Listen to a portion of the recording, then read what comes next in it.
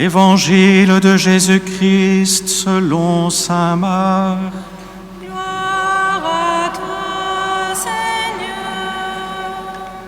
En ce temps-là, après leur première mission, les apôtres se réunirent auprès de Jésus et lui annoncèrent tout ce qu'ils avaient fait et enseigné. Il leur dit : « Venez à l'écart dans un endroit désert et reposez-vous un peu. » De fait, ceux qui arrivaient et ceux qui partaient étaient nombreux, et on n'avait même pas le temps de manger. Alors ils partirent en barque pour un endroit désert à l'écart. Les gens les virent s'éloigner et beaucoup comprirent leur intention. Alors, à pied de toutes les villes, ils coururent là-bas et arrivèrent avant eux. En débarquant, Jésus vit une grande foule. Il fut saisi de compassion envers eux, parce qu'ils étaient comme des brebis sans berger. Alors il se mit à les enseigner longuement. Acclamons la parole de Dieu. Louange à toi, Seigneur Jésus.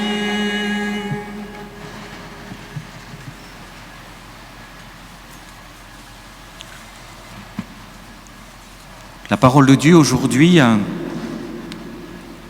veut nous conduire à regarder celui qui est le grand berger de nos âmes, le pasteur, le vrai pasteur. Il y a un autre dimanche dans l'année où nous célébrons Jésus bon pasteur. C'est le 4e dimanche de Pâques. Mais nous y revenons parce que c'est une réalité de notre foi qui est très importante.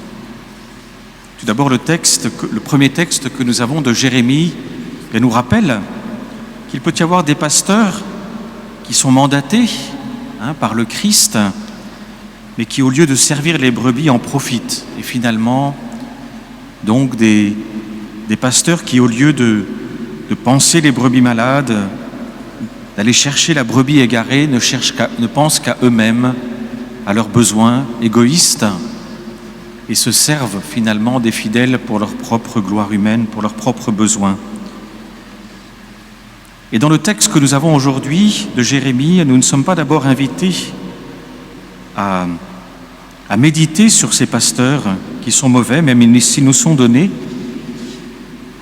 Mais le texte nous invite, à partir de ceci, à discerner le vrai pasteur, le pasteur qui a donné sa vie pour ses brebis, Jésus. Dans notre foi, par conséquent, cela nous invite à recevoir Jésus comme notre bon pasteur. Quand nous cherchons aussi nous-mêmes, vous voyez, dans la parole de Dieu, dans les sacrements, lorsque nous prions, d'avoir cette conscience éveillée, conscience que l'on peut raviver, une conscience que l'on peut raffermir, conscience que l'on peut approfondir, que Jésus est vraiment là comme notre bon berger. Autrement dit, qu'il nous conduit. Certes, il nous conduit dans son Église, par ses pasteurs, mais c'est lui qui demeure en toutes circonstances le premier à nous conduire dans notre vie. C'est pour ça que le chrétien est invité, dans la parole de Dieu, à savoir aussi interroger le Seigneur. Car nous ne pouvons pas avoir réponse à tout, et que le Seigneur guide chacun aussi selon les circonstances de sa propre vie pour discerner comment faire des choix.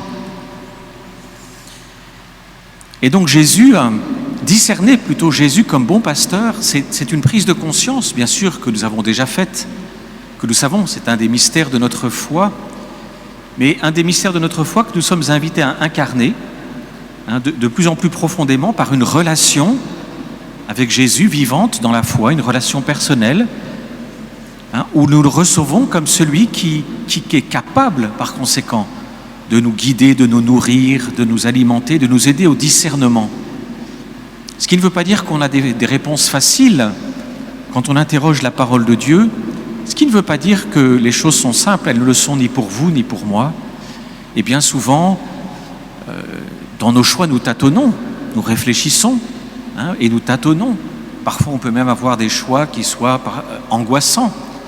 Et de chercher avec le Seigneur n'enlève pas tout ce processus qui est aussi humain de tâtonnement. Mais notre foi nous fait affirmer que dans tous ces moments-là, que dans tout ce processus, Jésus marche devant nous, il marche à côté de nous, il est derrière nous. Il nous précède, il nous accompagne, il nous protège.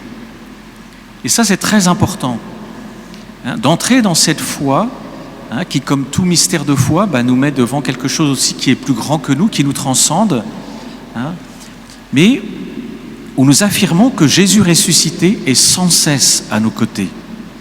Et donc dans la prière, et quand nous lui demandons de nous éclairer, nous croyons que le Seigneur est vraiment là pour nous conduire. C'est ce que le psaume, certes d'une façon poétique mais profonde, nous a fait aussi méditer aujourd'hui. C'est un psaume que nous aimons beaucoup, mais c'est un psaume aussi qui, dans sa douceur, dans sa tendresse, exprime des choses fortes.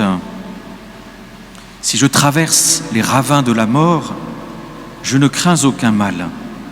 Le psalmiste, à travers cette phrase anodine, toute simple, dans un contexte qui est rempli d'onction et de belle poésie, n'en exprime pas moins une vérité profonde.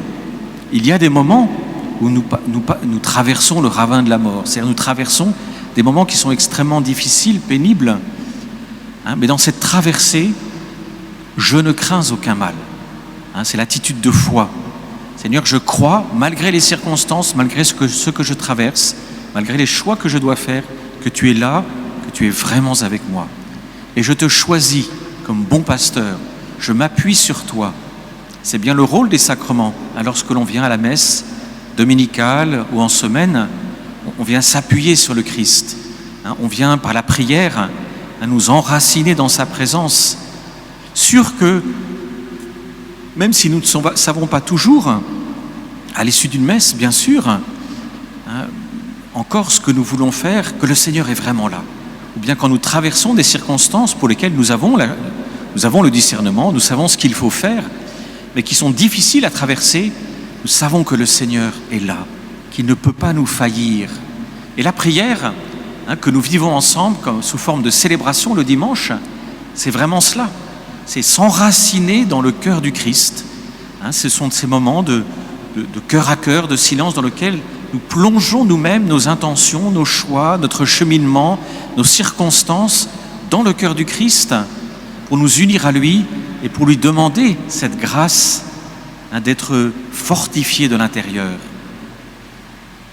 Et le psalmiste continue, « Car tu es avec moi, ton bâton me guide et me rassure. » C'est là le fruit de la prière. Ton bâton me guide et me rassure. Dans la prière, nous sommes rassurés par le Seigneur, fortifiés, et même si nous n'avons pas toujours la solution que l'on voudrait avoir, on sait que le Seigneur est là, et que si nous restons dans cette attitude de confiance jour après jour, il prend soin de nous, il nous guide. Donc l'Évangile nous montre alors que le Seigneur est toujours là pour nous enseigner. Les apôtres peuvent être fatigués, les apôtres, les pasteurs ont parfois de prendre du repos, et les deux derniers papes, le pape actuel, le pape antérieur, Benoît XVI, ont exhorté les prêtres aussi et tous ceux qui ont un ministère dans l'Évangile à avoir la sagesse de se reposer, de ne pas tomber dans l'activisme moderne, de prendre soin d'eux. Les ouvriers sont peu nombreux et la moisson est abondante. Mais lui, le pasteur éternel, il est toujours là, sans cesse. Alors même que Jésus emmène ses apôtres pour se reposer, parce qu'il veut leur apprendre à avoir ces moments dans lesquels chacun de nous, en nous isolant d'une façon ou d'une autre, ou en prenant un temps, que ce soit dans un monastère, chez soi, à la paroisse ou dans la nature, pour se ressourcer, parce que nous avons besoin comme on dit, de refaire nos batteries, de recharger nos batteries. On a besoin de se replonger dans la quiétude pour refaire nos forces. Lui, le Seigneur, est toujours disponible. Le Seigneur, c'est du 24/7 depuis les origines. 24 heures sur 24, 7 jours sur 7. Toujours. Il est toujours là pour nous entendre, pour nous écouter, pour nous recevoir. Et là, il y a un acte de foi pour nous. Un acte de foi qui n'est pas évident. Parce que quand on est dans la tourmente, ce que l'on expérimente d'abord, c'est le chaos intérieurement. On peut porter des sentiments contraires, parfois vifs, et au contraire avoir le sentiment d'être délaissé, abandonné. Et donc la foi nous invite, vous voyez, à nous redresser d'une certaine façon, à combattre, à ne pas nous laisser aller au ressenti que nous pouvons avoir, même si ce ressenti est véritable, il est réel, mais à savoir aller plus loin et dans la foi, à nous enraciner dans le cœur du Christ. C'est ce que cette belle icône de Jésus miséricordieux nous invite sans cesse. Vous connaissez bien cette image, nous l'avons dans la chapelle de la Miséricorde. Jésus, j'ai confiance en toi. Et par cette petite parole, le Christ nous exhorte sans cesse à entrer, à persévérer, à demeurer dans cette confiance. Même si le bateau est submergé, le vent sont forts, et nous avons l'impression, comme les apôtres, dans certains passages de l'Évangile, que nous allons couler. Et humainement, existentiellement, c'est terrible comme expérience. Quand dans certains moments de la vie, on a l'impression que tout s'écroule parce qu'un de nos parents ou un être cher, un ami est décédé, ou parce que soudainement nous n'avons plus de travail, ou parce qu'à force de chercher, nous n'en trouvons pas. Il y a des moments où le désespoir peut s'installer, bien sûr. Il y a des moments où l'amertume est là. Il y a des moments où tous ces sentiments peuvent nous prendre de façon très forte. Et la foi nous invite à un combat, mais un combat qui est fondé sur une certitude de foi. Le Seigneur est toujours là. Le Seigneur est sans cesse avec nous. Comme je vous le disais au début, il est devant nous, il est avec nous, il est derrière nous. Alors, pour terminer, je vais vous rappeler en fait une histoire que vous connaissez bien, et même très bien, qui sous forme d'image nous exprime cette vérité de foi. Un homme marchait sur la plage à la suite du Christ, et en marchant, eh bien, il voyait les pas de son bon pasteur devant lui, et puis ses pas à lui. Et quand il se retournait, il voyait ces 4 marches de pas. Il était à la suite de son Seigneur. Puis vient le temps de la tourmente, vient le temps de l'épreuve, où il oublie tout. Il est pris par le chaos de tout ce qu'il traverse, et il cherche le Seigneur. Et soudainement, il prend conscience qu'il n'y a plus que 2 traces de pas sur le sable. Et donc, dans son fort interne, il se dit « Ah, même le Seigneur m'a laissé tomber, le Seigneur n'est plus là. » Et il se débat en lui-même dans cette pensée qu'il habite, puisque apparemment l'évidence lui impose de penser qu'il a été comme abandonné. Puis un peu plus tard, il retrouve à nouveau son Seigneur et ses pas.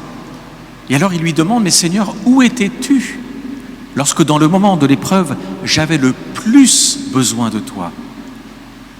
Et le Seigneur lui répond « Mon enfant, les pas que tu voyais sur le sable, ce n'étaient pas les tiens, c'étaient les miens, car c'est moi qui te portais. » Alors puissions-nous entrer dans cette foi-là, puisse le Seigneur nous y aider, et que cette communion aujourd'hui, où nous allons le recevoir dans notre cœur, nous aide à faire un pas de plus dans notre foi. Amen.